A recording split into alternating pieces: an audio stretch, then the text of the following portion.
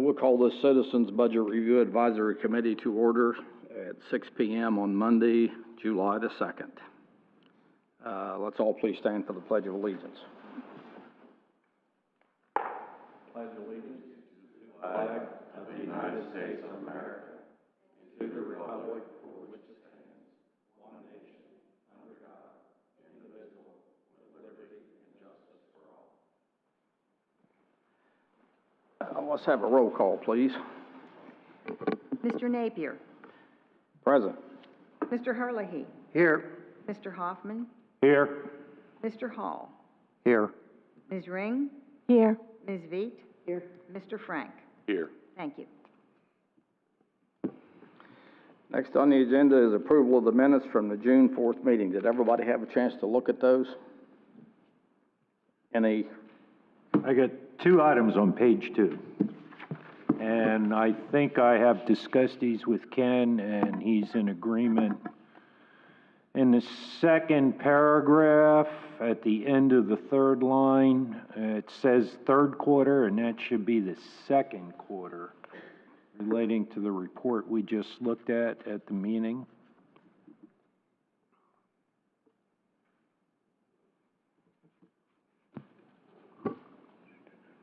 And the report was included for the second quarter's report. And then, 1, 2, 3, the fourth paragraph, at the end of that paragraph, it says September 2017, and that should be March 2018. Kenner, you're still in agreement with those dates? Which page on Page 2 of the minutes. There it is, okay. Yes, I do agree. So I would move approval with those two With those changes. Minor changes. Anybody else have anything they'd like to add to the minutes? Okay, I'll take a motion to approve the minutes as corrected. So moved. Second. Okay, all those in favor signify by aye. Aye. Those opposed, same sign. Passes unanimous. Unfinished business, presentation of the draft budget. Ken, you're on.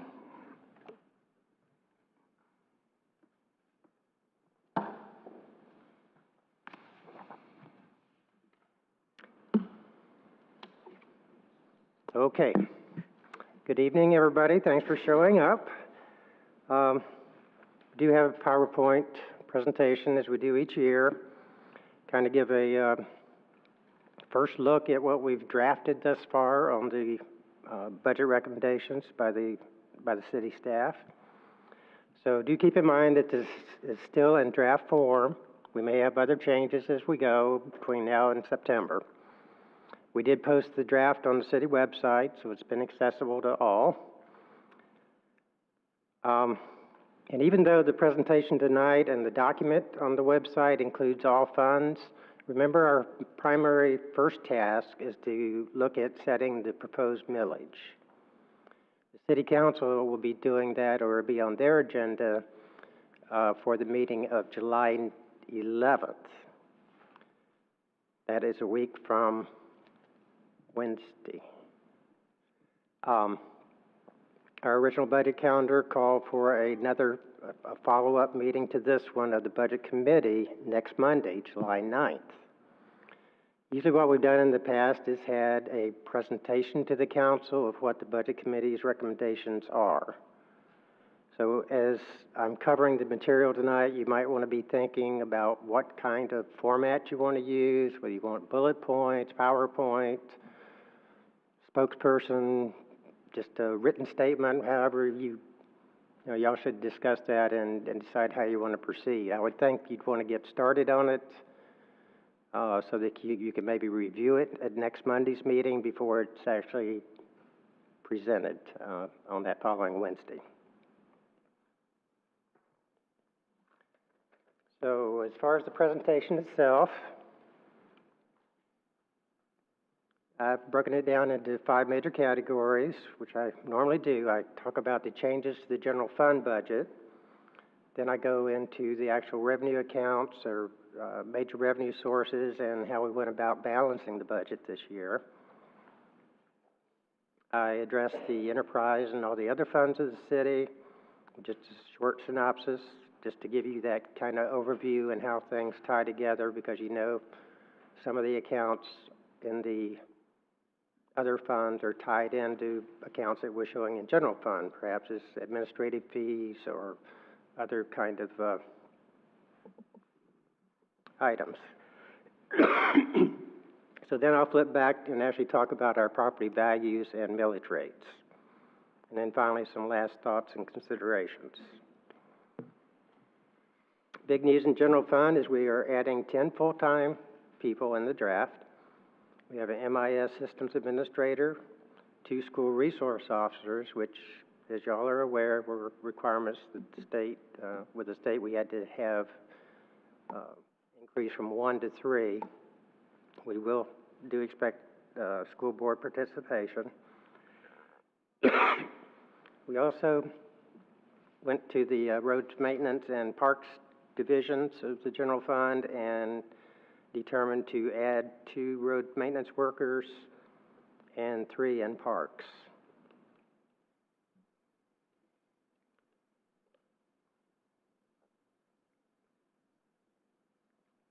We adjusted our part-time staffing, actually a net reduction of 1 in general fund by adding a police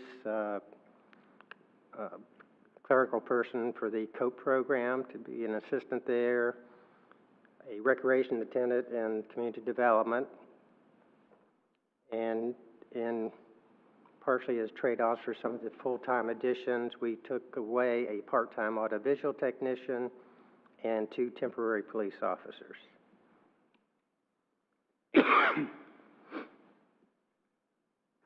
So, bottom line, general fund, we actually have a lower amount budgeted in the draft than we did, or we have in the amended budget for this year. It's lower by $191,842.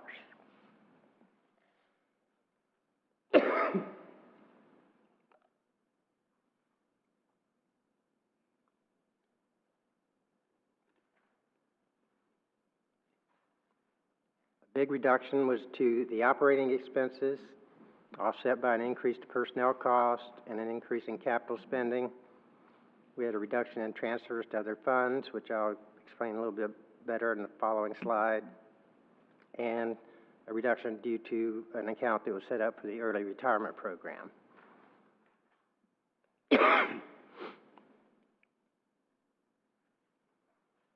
So breaking it down and looking only at personnel costs, it was up personnel costs were up $533,000. Part of that is the 10 additional full-time employees. Money's earmarked for possible changes in pay. 15% allowed increases for medical premiums. We had to adjust for the police pension program, which about 2.5 years ago we increased the ordinance that covered the pension plan, and that had an actuarial impact, which was expected. And this is the additional amount we have to budget for this first year where it has its full effect. The big item is a reduction in the stormwater pay and benefits. $700,270 is the amount we currently have budgeted for pay and benefits for the stormwater division in general fund. Part of our approach this year, which was initiated by comments from the city manager, Mr. Carlisle. One of the first things we talked about is the confusion of the stormwater fund, the way we transfer monies from the fund that receives the fees over to general fund and then account for the personnel and operating cost in general fund. So we've restructured that to have all the personnel and all the operating cost, everything to do that used to be in the stormwater division of general fund will no longer appear there and be in the stormwater fund that also shows the stormwater fee revenue coming in to cover the cost. So the $700,000 there again is only pay and benefits. The next slide I'll show you the rest of the operating costs that was also moved. One thing we did this past year with the concurrence of the the bargaining units is to set aside money for employee recognition and holiday bonuses. We felt very good about this. Our program, we actually awarded 82% of those funds that were used to the non-exempt employees, those lower on the pay scales. So of the $68,312 we budgeted in general fund for those purposes, we only used $45,650 of it. So we used restraint. We didn't spend it just because it was there. And we think, you know, it achieved a lot as far as employee morale and rewarding those employees that have stepped up and done or achieved special recognition. Next year, we think a $30,000 allocation to supplement that remaining balance will take care of our needs for the following year.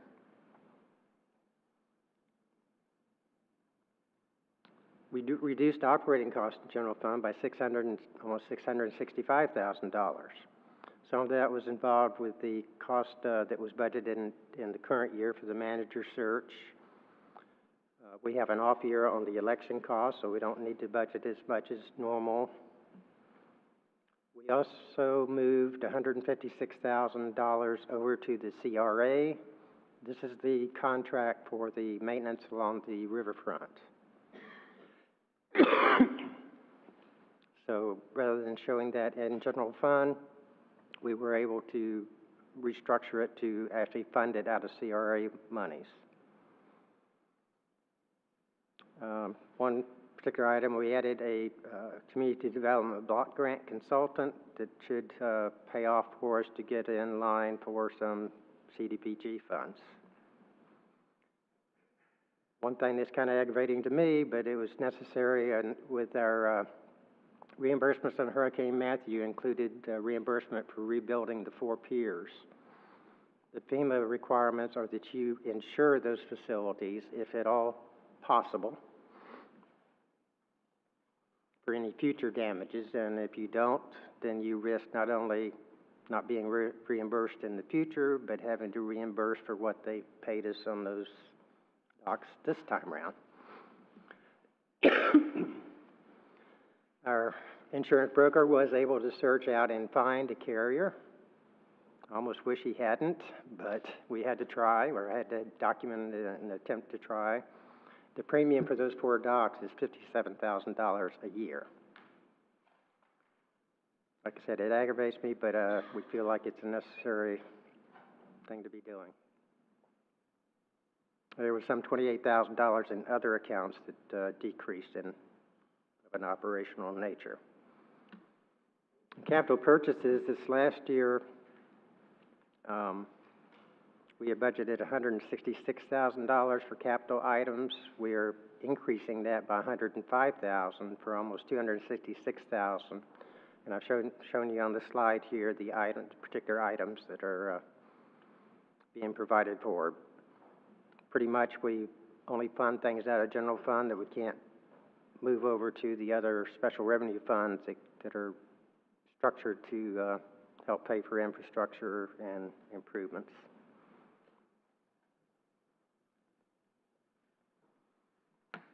Another class of our accounts that was reduced was the transfers out.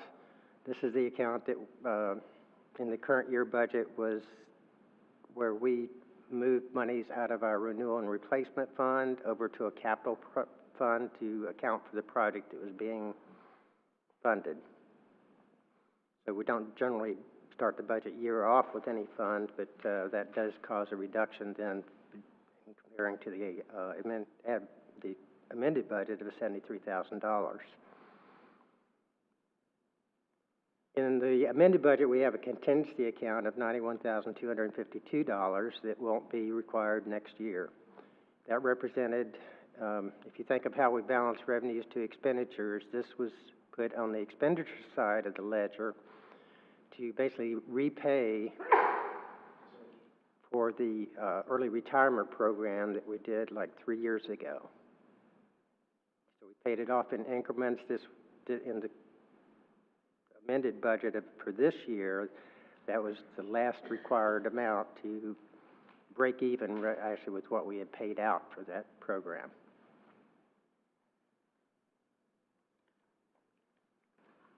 Kind of summarizing our tactics that we used, we are constructing the budget to be able to go with the rollback rate.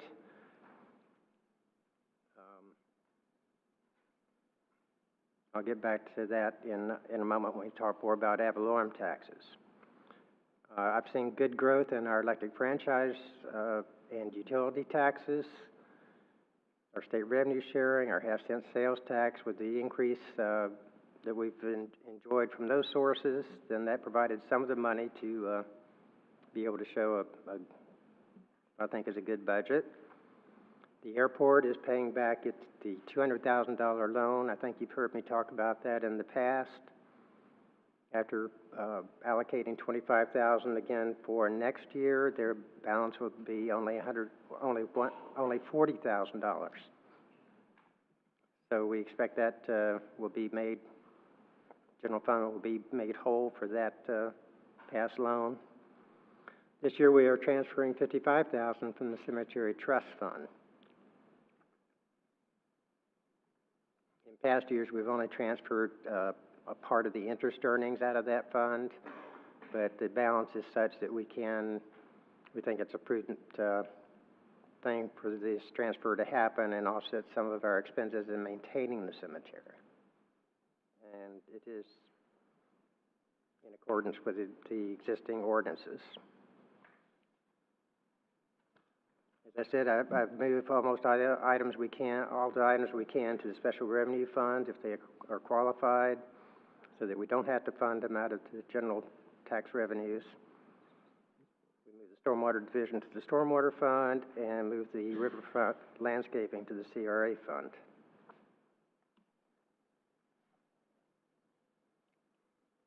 And just briefly on the other fund, I'm going to go through these pretty quickly. The golf course,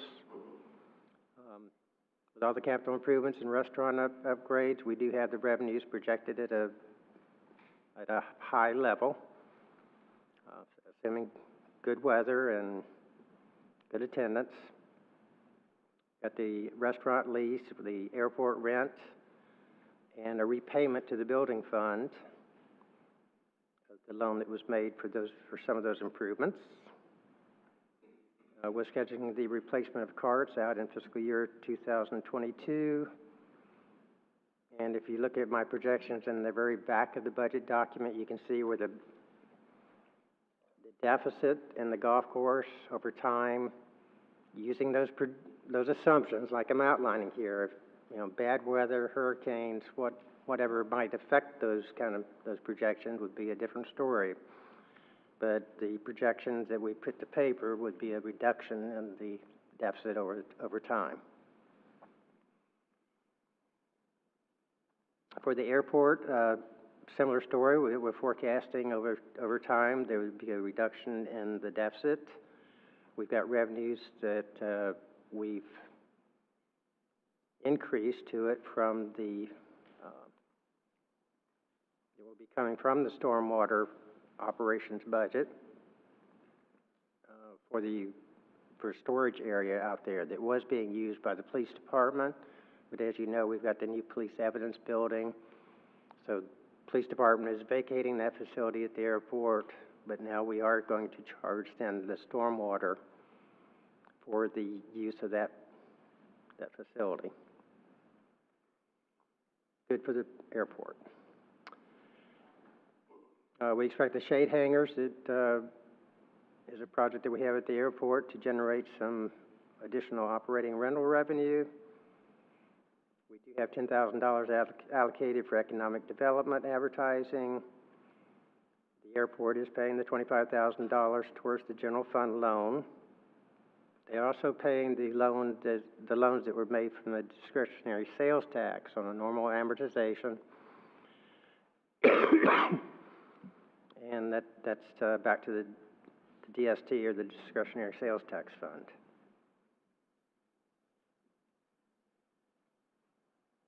enterprise funds, the building department, hardly worth talking about, even considering operating revenues being basically level from where they are.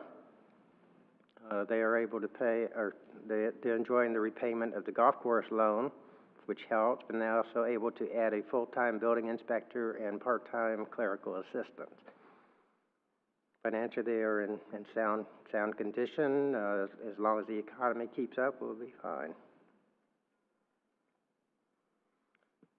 Some of the special revenue fund includes the local option sales tax. It looks good. This is where we are planning for all our 2019 road work. And also there's $11,500 being put in there for a professional evaluation of our roadways to help determine, I guess, which roads are put at the head of the list.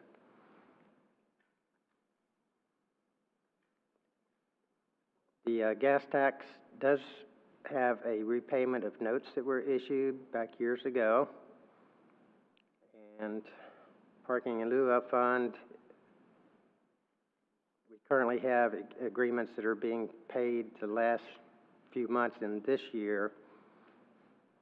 After that, we've got no additional income that's representing current agreements that where they would be paying us and increasing that balance. So we do have a small amount of $54,000 that could be used towards some kind of parking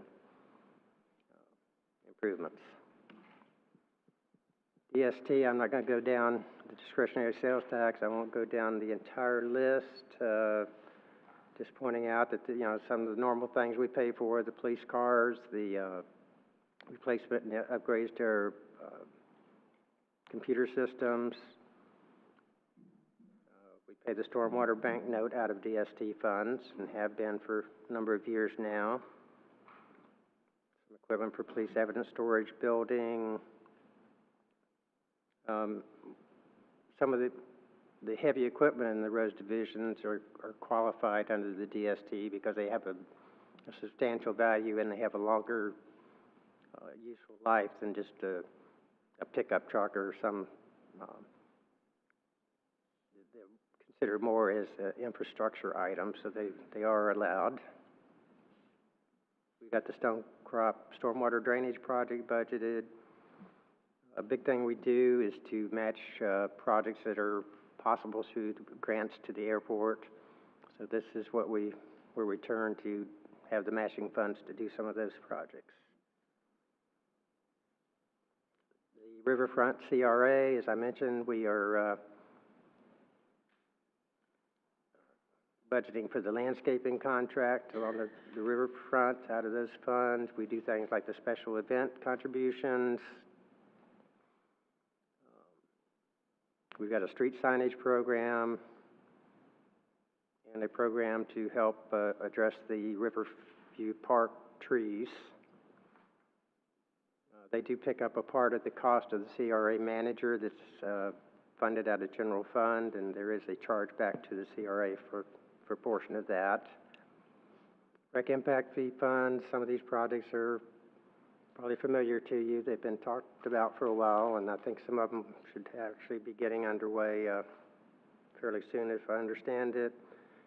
The Parks and Rec Committee wanted to have $5,000 for each of the 4 zones that could be used for things that come up during the year that are maybe perhaps small dollar improvements, still within the city manager's spending authority, where we can act on some of those without having to delay it and go through the process of coming back to the council to amend the budget and so forth. Stormwater Utility Fund, like I said, is going to include all the operating expenditures from here on out. We'd already moved some staffing into the stormwater operations in this past year. We allowed to add one additional position for their operation. As you know, this is where we increased the fee to $10 this year. And we wanted to show a substantial use of that additional $1 million from the fee increase towards capital projects. We were able to construct the budget, or the draft anyway, showing $500,000 being available as $1 million towards capital projects. Understand that we don't have a definite attack or plan on this. We're in the process of trying to develop some infrastructure projects that would make the most sense and get value for our money, and so it's not going to be spent just because it's there. In future years, we could only show $100,000 additional monies going in. Additional fee revenue down the road could be because of annexations, but at least we are entering this year with a plan that makes a little bit of sense based on what we presented when we presented the fee increase recommendation. The Law Enforcement Forfeiture Fund is used only for unbudgeted items, so generally we don't actually go into the recommended budget with any suggestions. We do have to bring those back to the City Council for specific approval during the year, as we do discover things that we need to fund out of that. Cemetery Trust Fund, as I touched on before, we're able to transfer $55,000 from general fund. There again, I've got a schedule in the back of the budget document that shows you the cemetery trust and how it's divided between monies restricted for expansion or that can be used for operations. So this $55,000 level is sustainable. There still be ample. We're not touching the part that's restricted to expansion, but we are going to be able to use this towards operating and maintaining the cemetery.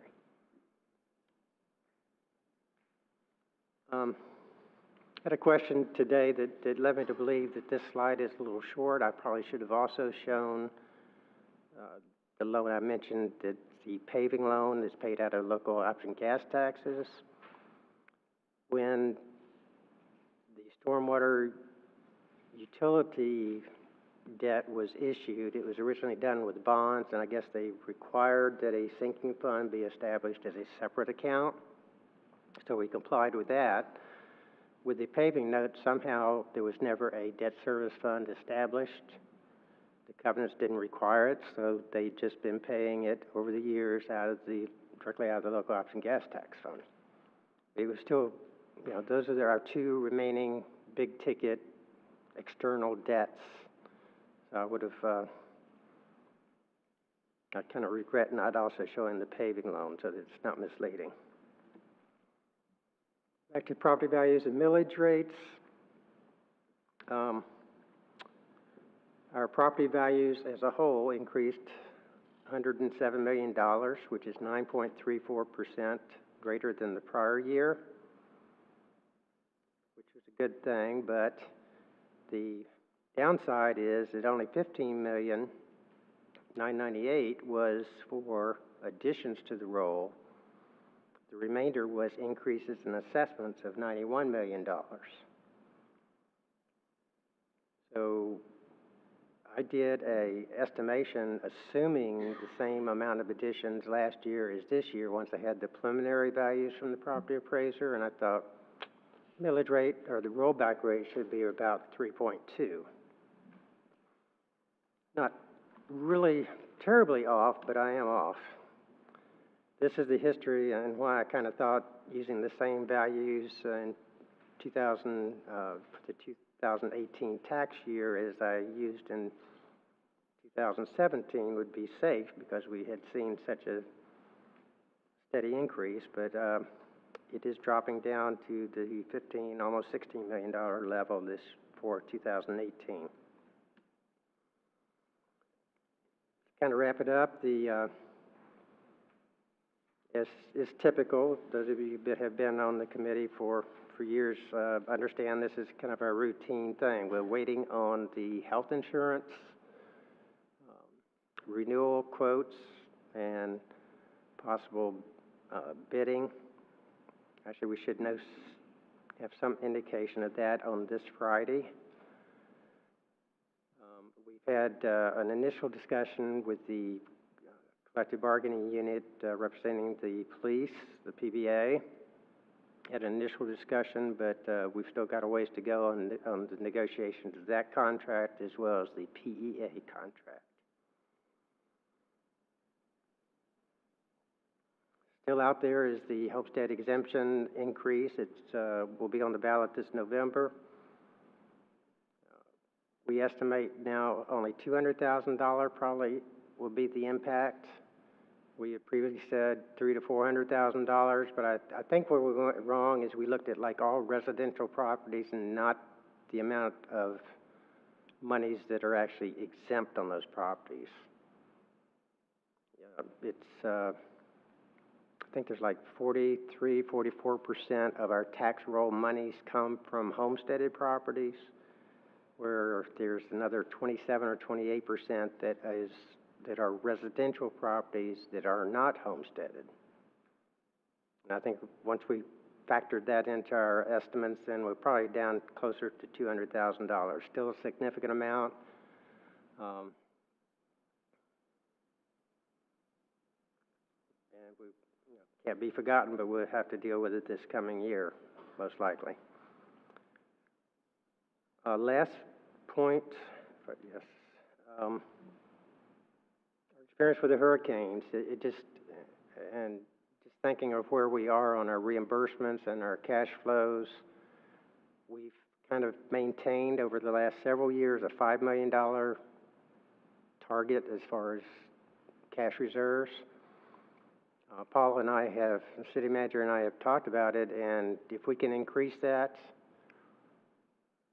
I think we would sleep better at night. Because, we didn't have storms of such magnitude that it really crippled our operation, but who knows what the next time may bring. And not to put fear into your minds, but better safe than sorry. So if we see some savings between the pay increases, the 15% to insurance, refining our draft to what we feel are better numbers. If we can afford to put some of that into reserves, we would be probably recommending that from the staff's position. So that pretty much wraps up my my presentation. If you have questions, I'd be glad to respond. Okay, Nancy, we'll start with you down at that end. Bruce? Turn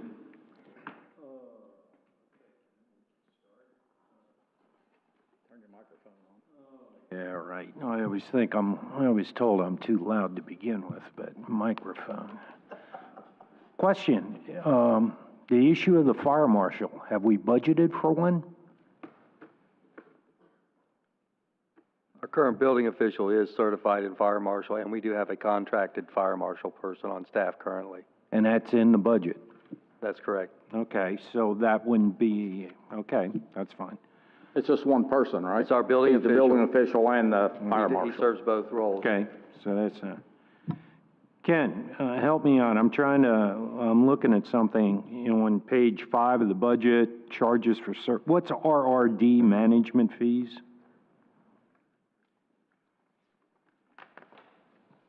Christ, you guys are as bad as the Army was in using acronyms. Which page are you looking at? Page 5. Oh, the RRD? Yeah, what's RRD? That's the riverfront redevelopment. We'll work on cleaning that up. Okay, and we're charging them, that's the amount of money? That's what I mentioned in the presentation. Yeah, This is a that chargeback we're and part of charging them now. for the Okay. CRA managers' attention to the... That makes sense, I just don't know what RRD was. Okay, okay.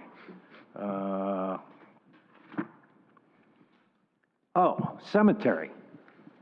If I remember correctly, when we purchased the additional property that's being cleared, there was supposed to be money recovered by selling the sand. Is that actually taking place?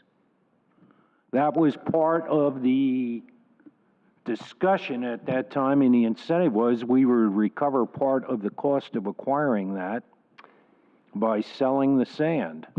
I'll let our public facilities manager address it. He's closer to that than I am. Yes, sir. We received two bids on leveling that portion of the cemetery, which we've labeled the Sand Hill area.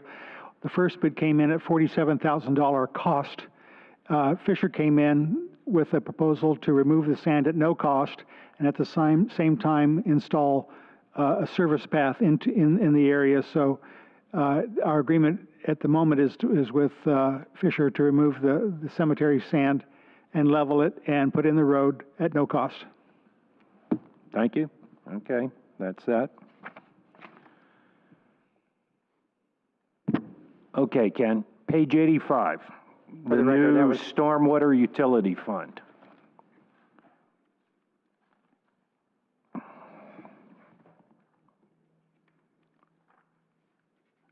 We have negative unrestricted reserves,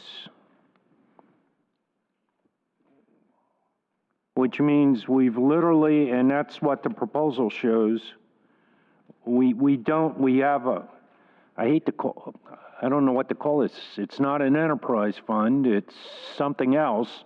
But if Technically, you it's look at the 5-year special history you present here, we keep spending more money than we keep taking in. Mr. Chairman. Is there a reason for that? So I would refer you over to page 151. This is where I do a longer-term projection on the stormwater fund. And although next year we are projecting to expend more than the revenue we would anticipate, over the time period, we would still have a positive ending fund balance. They're spending cash reserves, Bruce. So for the last 5 years, we're just spending out of our reserves on that account, is what we're saying. Yeah, but understand, these are reserves that were in the stormwater fund where all the revenues were coming in. A portion of that revenue was being transferred to general fund for operations. The rest of it was possible for projects. So it wasn't like it was paying the operation in the past. And I guess what I'm saying is now the way the budget is constructed in the future years, we've got the revenue source matched up with the actual operating costs and can get a better Okay, picture let of me whether go- there's let a me- future deficit or not. I'll look at that again, now that I've found page 151.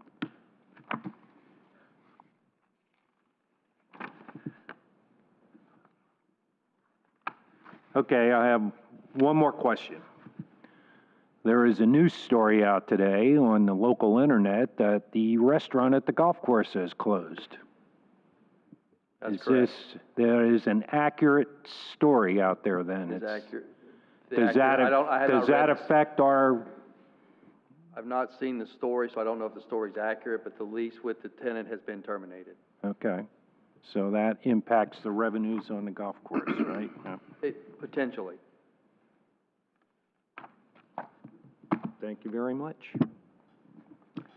Ed? Okay. In no particular order, going back to the general fund reserve, we talked about hurricane, and I'm all for increasing it. I totally agree. And, you know, if we could get that somewhere near 6 million, we'd be happier. It isn't just hurricanes. What happens if our friendly FEC train comes flying through Sebastian full of propane and tips over and ruins a good part of the center of our town? That's going to be a catastrophe that will really do it to our cash reserve for a while. Yeah, make it recover from insurance and so on. You know how long that'll take. So that's another consideration. I hate the thought, but if they ever get this high-speed train going, the chances of something like that happening, or one coming from each direction and meeting in Sebastian, is something that could happen, something we ought to think about as far as our cash reserves. Stormwater. I looked at the staffing level, and it just struck me as I was reading it. Got a director, an assistant director, and a supervisor. Got $218,000 worth of salaries. What are all these people doing? Do we have, this is just a question, do we have too much management and not enough worker bees? It just looks top-heavy. My response would be kind of generally for all our city departments, we are working supervisors. So you find these guys out in the field as well. They don't just sit in the office. They're actually out there with the crews doing activities that are Yeah, I wasn't. not solely management. It just stood out as opposed to any of our other departments. I mean, it doesn't stick out in your department. They work harder. I don't know. But, okay. I just brought that up. Food for thought, just to revisit it again because it's a lot of money. The move of the DPW garage facility to the airport. Wonderful idea. It's just one thing that kind of tickles me a little bit. We're putting it way off in the corner of the city with one road access to the city, which is Roseland Road, which comes down to a stoplight, which backs up now at 512. Is that whole thing just going to slow us down and make us less productive? Food for thought, because we're going to throw $4, $5, $6 million at this thing and then pay rent. And I recognize that, yeah, we may be able to sell the lot where the thing is now, but we've got room to expand there. Just a thought. Anybody want to comment on that? Or is that absolutely hardened in concrete and steel? So there's other options to get out of there as far as getting equipment out through the airport and the taxiway there. So there's other areas to get equipment out. It doesn't all have to go out to Roseland Road. And a lot of our equipment is staged in areas where work is being completed. So it'd be the crews that would be going.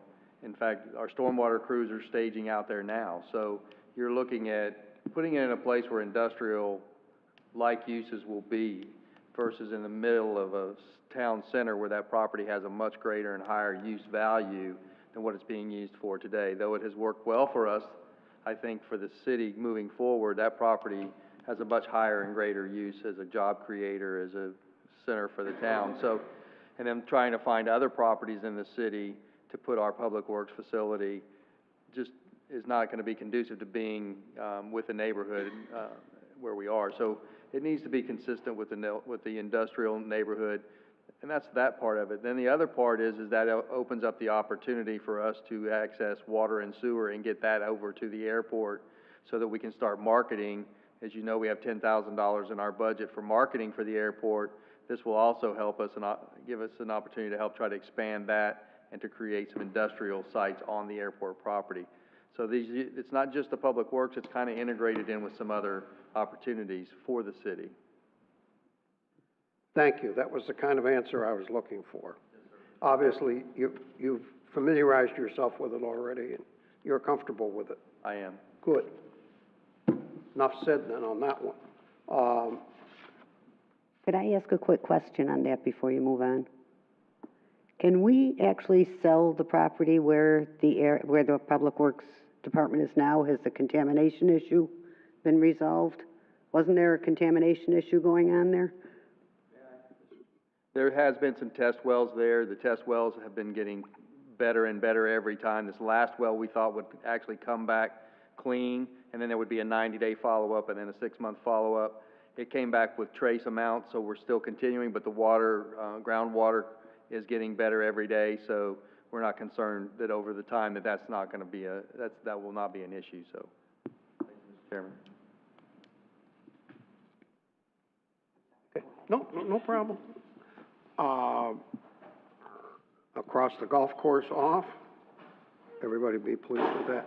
Building department, I noticed that the, permit revenue was budgeted up 20,000. It was essentially flat, from 380 to 400,000.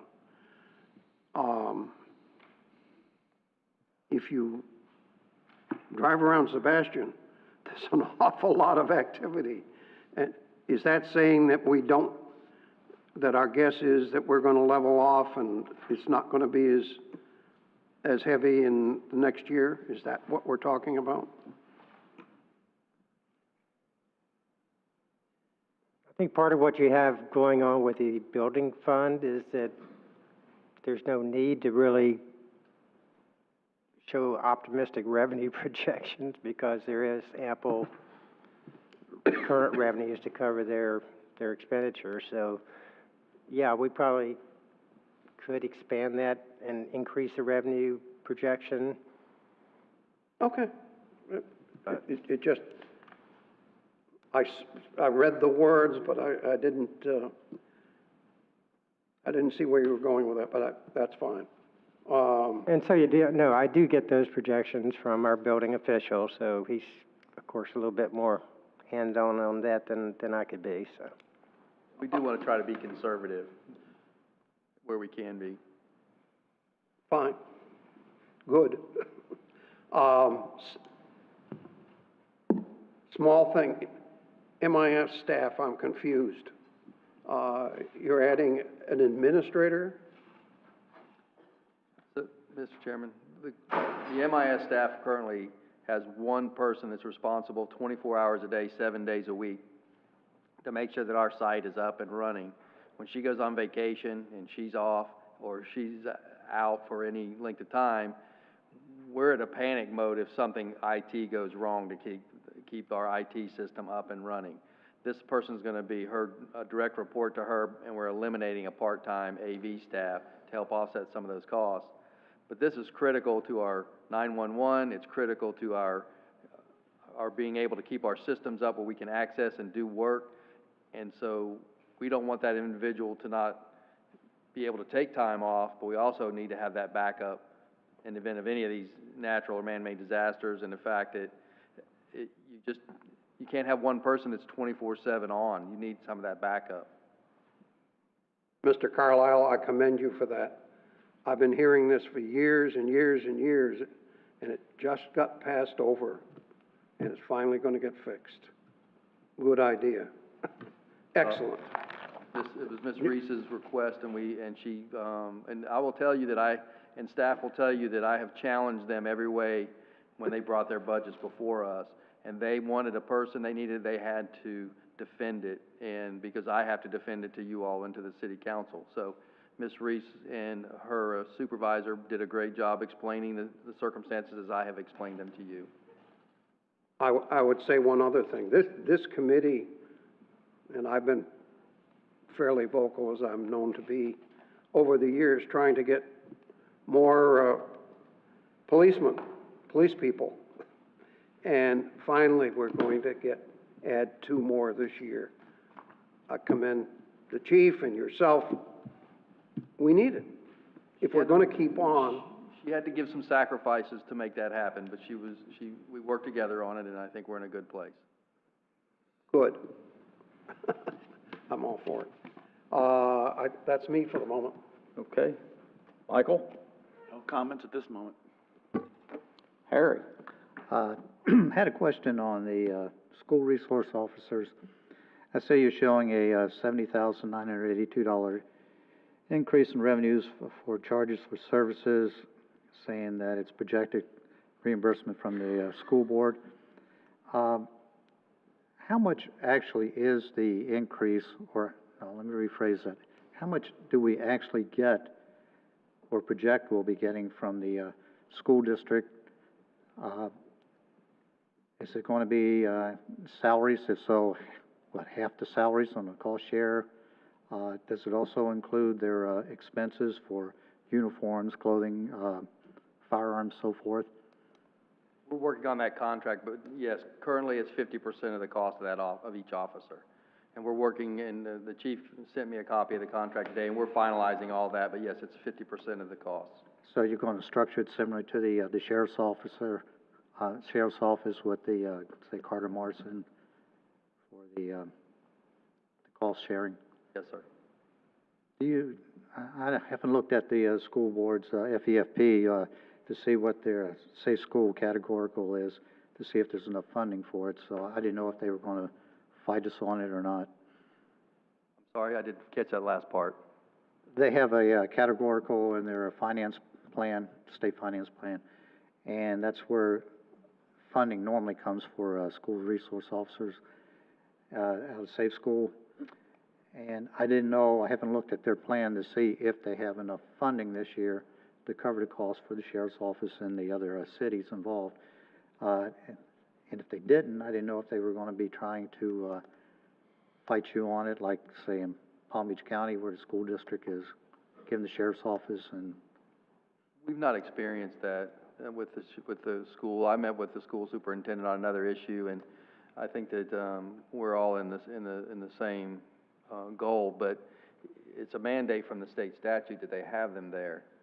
So it's good for us to work together and to work on this. So I don't think that the funding's going to be the issue. I have not seen anything. I don't believe they would have sent me the contract with that language in there if there may not have been funding to cover that. that's good to hear. I just didn't know. I was trying to get information on it. And the only other thing I have is the $5 million fund balance. It's my feeling, I'm not sure about the rest of the board members, that that would be adequate for emergencies for a city of this size for right now. And that's just my feeling on it. And that's all I have, Mr. Chairman. Okay. Andrea? Hi. I'm with you all. I think we should go up to 6, though. I think we need more. So, you know, I take whatever you say on that one. And you suggest more, I'd go for more.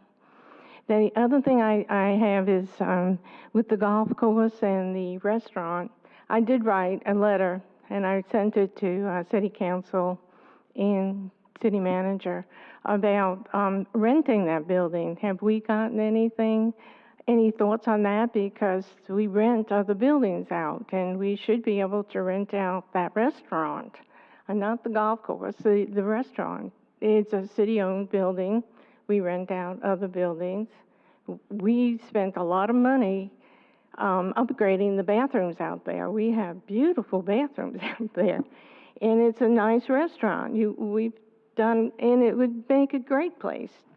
So my feeling is anybody who wanted to do the yacht club, if the yacht club is already taken, we should suggest that they go out to the golf course and use the restaurant out there. It's absolutely gorgeous.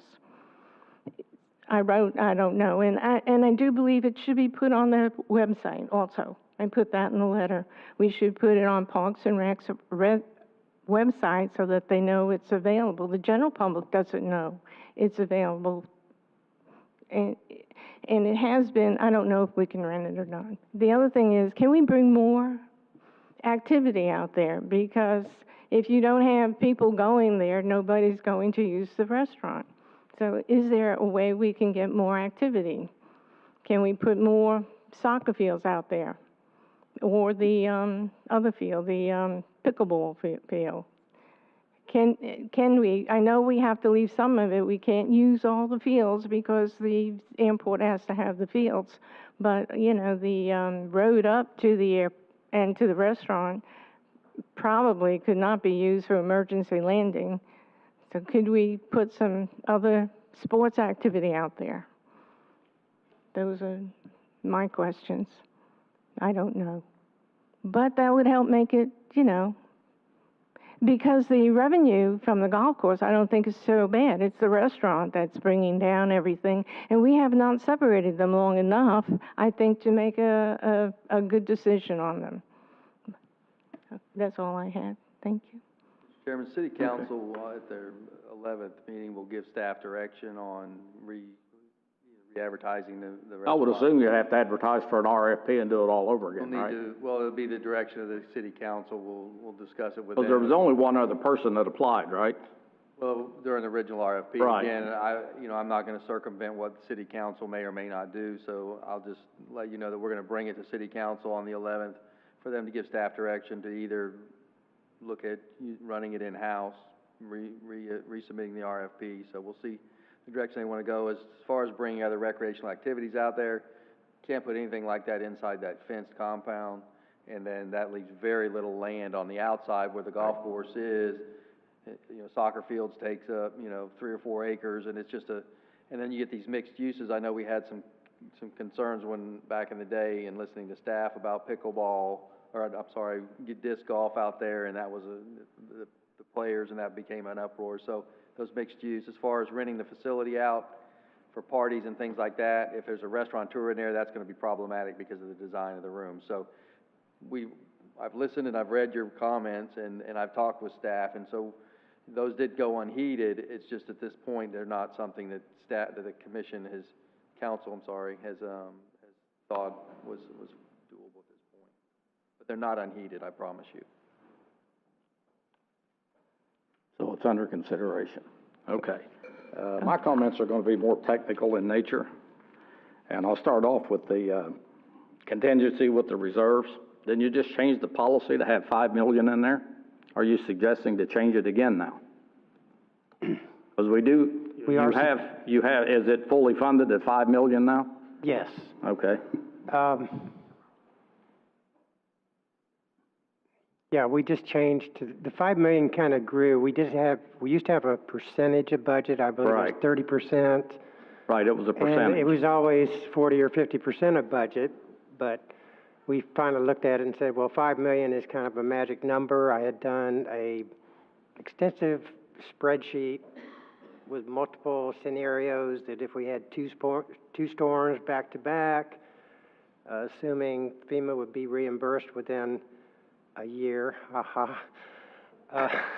or like 5. The insurance maybe would take 6 3 to 5 years to get money back from and that. I kind of projected out, well, our sales tax revenue would probably increase after a storm as people rebuild. But you still have to go through a period of time where you've got people on the payroll trying to provide city services. The severity of the storm is such that it takes out half your property values. We don't have any ad valorem taxes. You don't have people paying utility taxes on their utility bill or franchise fees. So I tried to mathematically just quantify all this and get some kind of rough indication.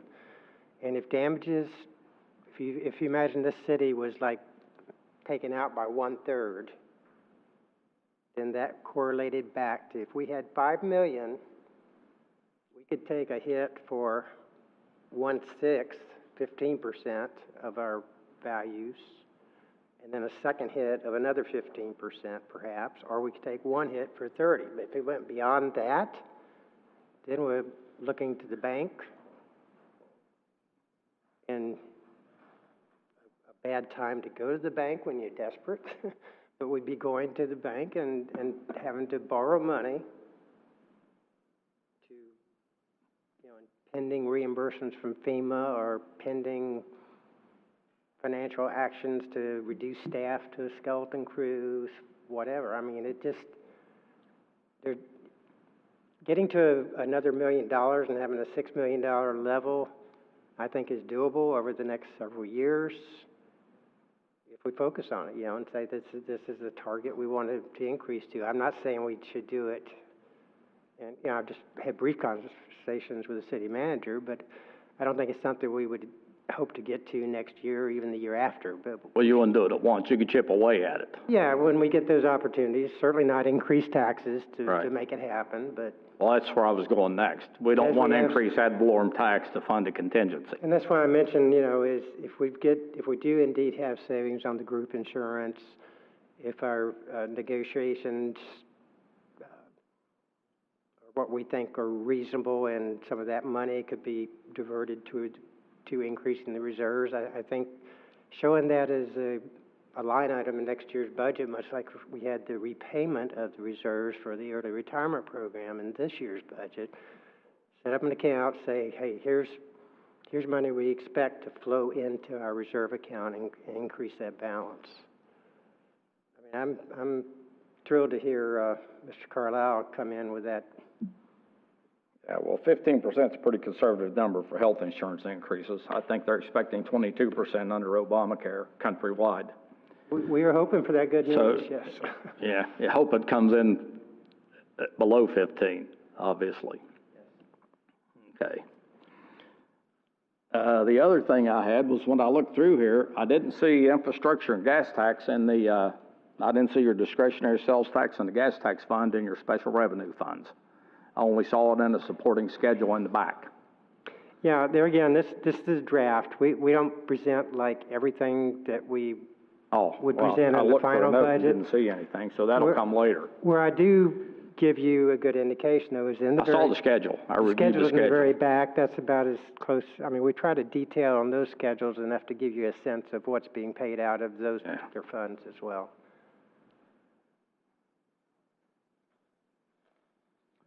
And with the around 8% increase we had in property values this year, still, that's gonna help offset whatever that, because you know that homestead exemption is gonna pass. Well, let me get back to that though, because I didn't make that point. I actually have the certified millage, the DR 420. It went out late Friday night. It went up a little more? After I had left. No, it brings our rollback rate would be 3.1514. So you actually got a little more added into taxable valuation then, from the preliminary to the, when they put it on the 420. And unfortunate for the taxpayer, I mean, that means on an average, all the properties in town were reassessed or increased in assessed value by 7.95%. I mean, it's good. Well, you got no control over that. I mean, the property is higher, but then that means their tax. And then we got one more year. So that won't hit till next year. Right. When that hits. So I'm thinking that there should be enough increase in valuations there. And it looks to me like when I looked at your drop in valuations, you had commercial activity for a couple of years there. It was pretty big, these new commercial buildings. Yes. And I think over the 18 year, you just had a lot of single family residences. It takes a lot more of those to head up. And I think that was about all I had for right now. Can I ask you a question? Sure. Ken, correct me if I'm wrong. Did we end up with a millage rate last year of 3.4?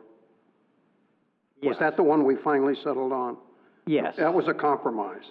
Actually, it was a notch below the rollback rate. The rollback was like 3.459 or something. It actually was a little bit, a few percentage points below rollback, which means a tax decrease. Okay. And what I'm saying this year. And this budget here is tentatively funded at rollback. At 3.1514. We've got some minor tweaking of these pages, of course, but we think at the end result we can be recommending the rollback. Okay. What are you going to recommend for the higher end? Or are you going to leave it at rollback period? Remember at the 420 meeting, the DR 420 meeting on the 11th, they're going to set the highest. So you're going to come up with a higher number. The city manager and I talked about our past practices. Every year we come in with the same millage rate as the year before, very fully prepared to drop it throughout the budget process, but just in case that 1 in a million event happens that. And you have to go through the whole explanation, and you get long faces on the council of approving that because some people think that's the final number. Yeah, that strategy will be. Yeah, I understand. Continued, yes. Now, so the plan is to go in to recommend to city council the same number that you used last year's millage rate. Yeah, the 3.4. Yes, sir. That's just for the trim notice, Mr. Chairman. Okay. Right. Okay, any, Mr. Chairman yes? and members, what do you want to do, if anything, is, well, shouldn't be if anything, as Ken mentioned, a presentation on the 11th to the city council? We'll get into that on number 9. When do you On the want to do agenda. that? No, we'll get into that when we make a discussion about the Okay, committee. you want to do it then? All right, Yeah. no Yeah. problem. So is that, no other things about the tentative budget? Everybody good there? I have one other thing I'd like to bring up. The fact that we added 4 positions already this year, and we're adding another 12 next year, so we're actually increasing 16 positions over the next year, which just seems kind of excessive to me. I wanted to bring that up. I wanted to bring up the fact that in funding those 16 positions, the city's policy is to assume that every single one of them has full family coverage on their insurance, which will never happen. So the numbers that are projected for insurance are already artificially high. The other thing was the stormwater fee increase. I thought that was more put out there as it would help towards capital improvements, more things being done in stormwater, other than to fund the expenses, the operating expenses that used to come out of the general fund. When that stormwater ordinance was first passed, 80% had to go towards capital improvements. It was changed through the years. It doesn't say that anymore, but now we're looking at 25% this year and even less in the following years. So I'm worried about the justification in increasing that stormwater fee by 100%.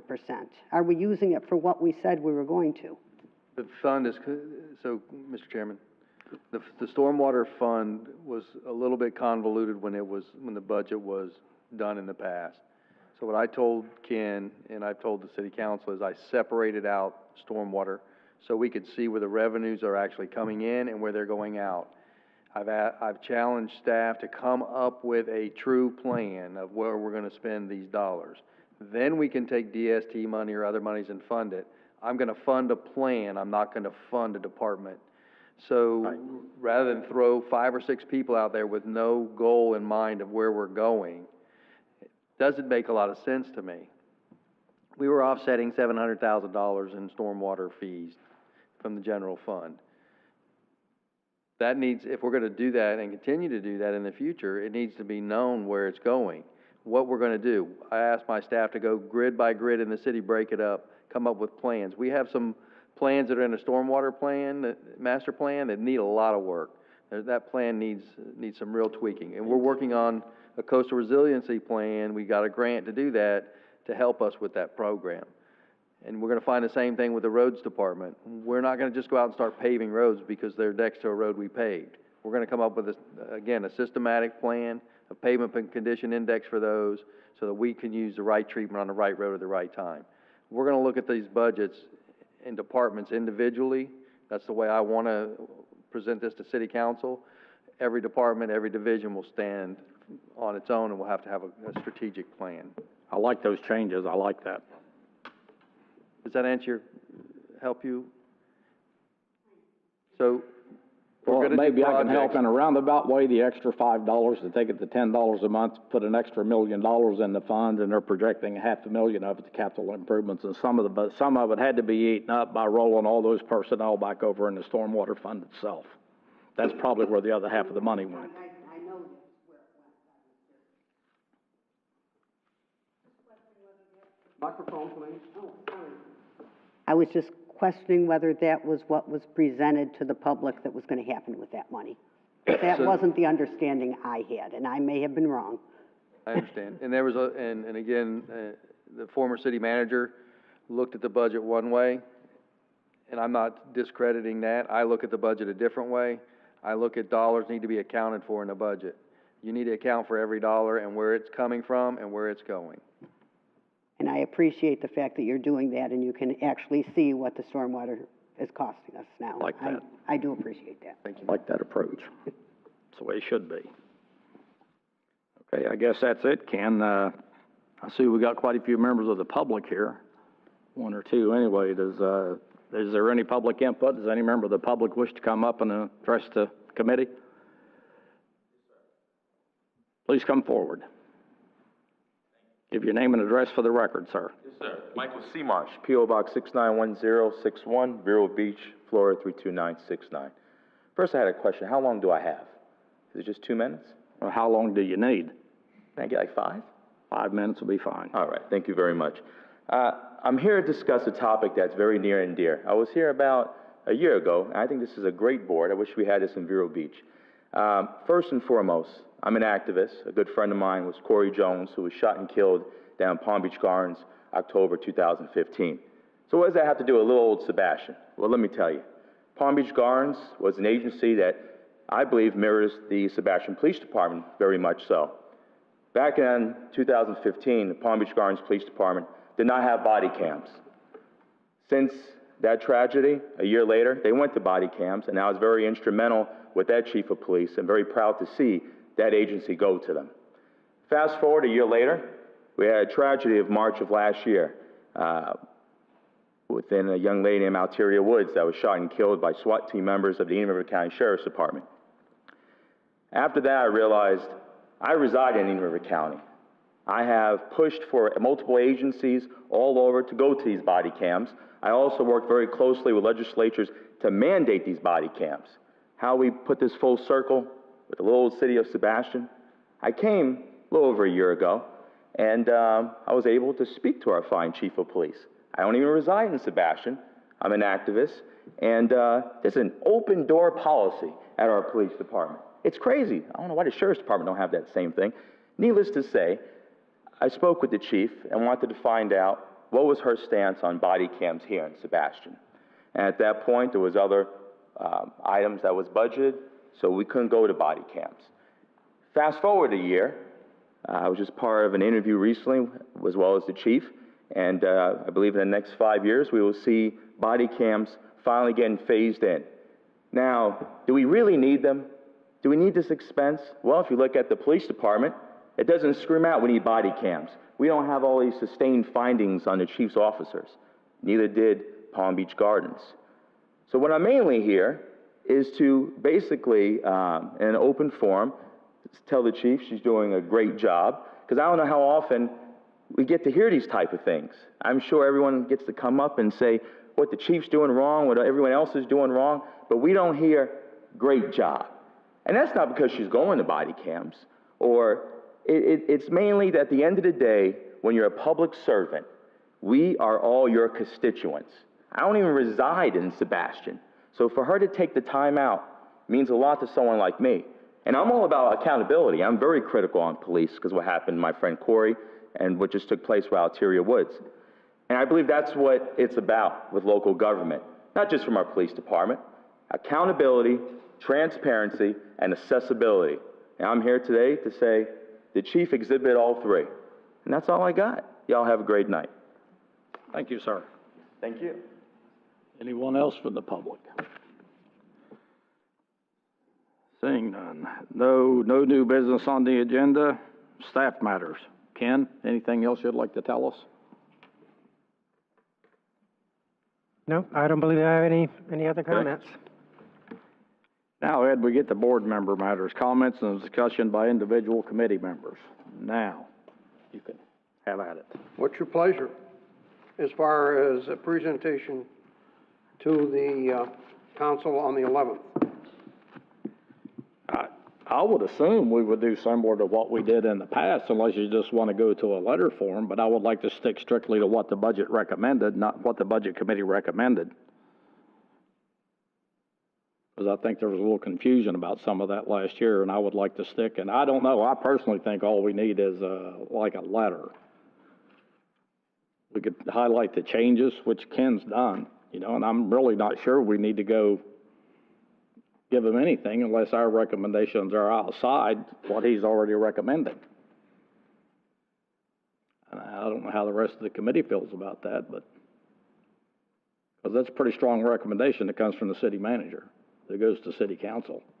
What we've always done in the past, and I agree with that, but what we've always done in the past for the last 10 or so years is one way or another, tell the city council, either we agree or we disagree. And we've done both. Yes. 4 years ago, we disagreed, to some extent. We added, I don't know, $250,000, $300,000 and upped the tax rate. And the city council agreed with us, on that particular thing. Well, there was a hot button item, we won't go into that, at that particular time. So we put that in. If we all agree with what's here, then that's simple and straightforward, and I agree with you. If we want to say more, we can say more.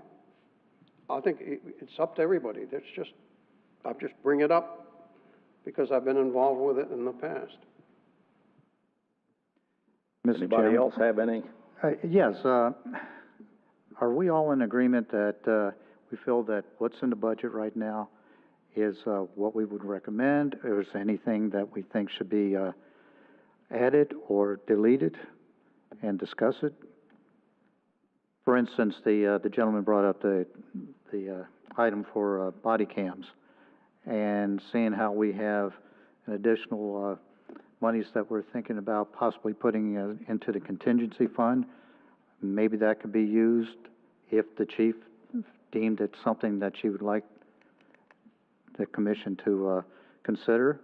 I don't know. I don't know if the chief has other priorities that need to be filled before even considering body cams, but that seems to be an item that is coming down the road. I don't know what a cost would be for a city of our size for body cams. I know my position as the chairman of the committee. I would, if it didn't come from the chief of police to the city manager, then I don't think it's a priority of the chief or the city manager. It would be my opinion.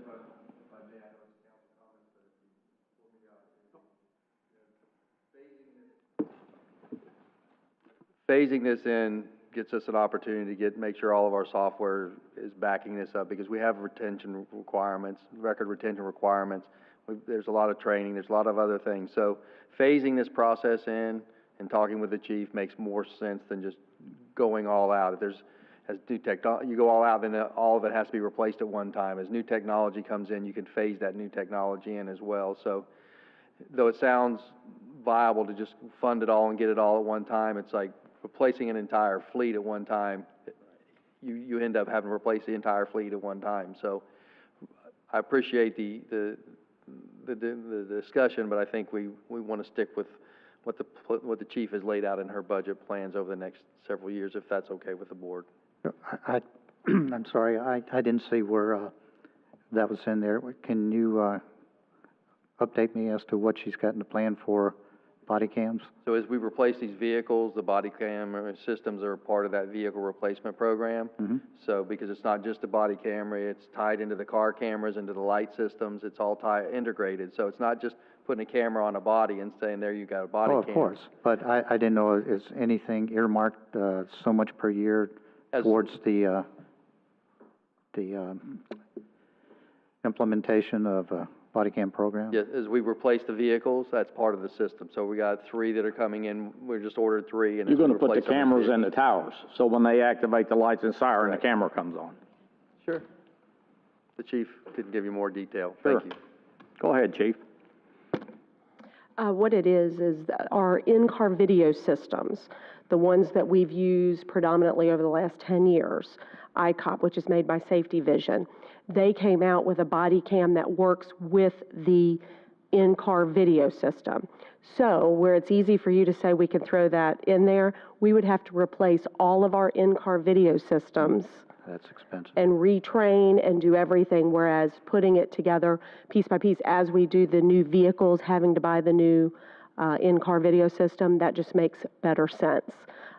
As Mr. Carlisle mentioned also, with that comes some redaction software.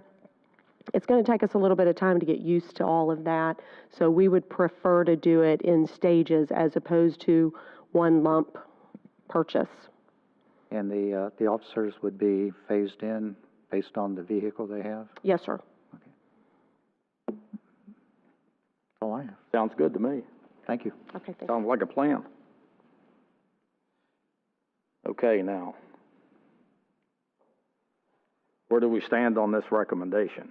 I, for one, just think we ought to let this recommendation go the way it is, because I like that the budget's funded at rollback. And whatever rollback is, whatever minute, he may do the same thing he did last year, reduce it just a little bit. I would not like to see it go above rollback. I would not like to see a tax increase.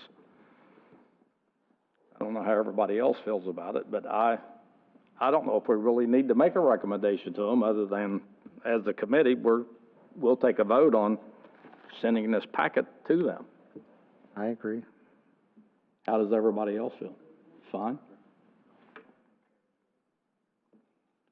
Discussion of topics for next meeting.